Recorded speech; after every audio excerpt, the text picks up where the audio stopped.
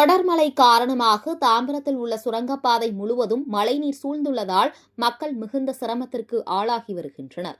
சென்னை கிழக்கு தாம்பரத்தில் இருந்து மேற்கு தாம்பரம் செல்வதற்காக பொதுமக்கள் ரயில் தண்டவாளத்தை கடந்து செல்வதால் அவர்களின் வசதிக்காக பல லட்சம் மதிப்பீட்டில் கடந்த 4 ஆண்டுகளுக்கு முன்பு தாம்பரம் சுரங்க நடப்பாதை திறந்து வைக்கப்பட்டது. காலை 6 மணி முதல் மாலை 7 மணி வரை பொதுமக்கள் பயன்பாட்டிற்கு திறக்கப்பட்ட சுரங்கப்பாதையில் 3 மாதங்களில் இரவு நேரத்தில் பல்வேறு குற்ற சம்பவங்கள் நடைபெற்றதால் 3 ஆண்டு காலமாக முடிவைக்கப்பட்டுள்ளது. தற்போது டிட்வா புயல் தாக்கம் காரணமாக தாம்பரம் மற்றும் சுற்றுவட்டார பகுதிகளில் மழை பெய்து வருவதால் சுரங்கப்பாதை முழுவதும் மழைநீர் நிரம்பியுள்ளது.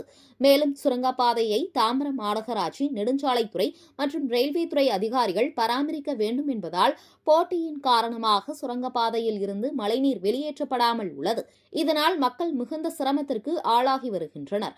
சுரங்கப்பாதையை சீர் செய்து பொதுமக்கள் பயன்பாட்டிற்கு திறக்க வேண்டும் என்ற கோரிக்கை எழுந்துள்ளது.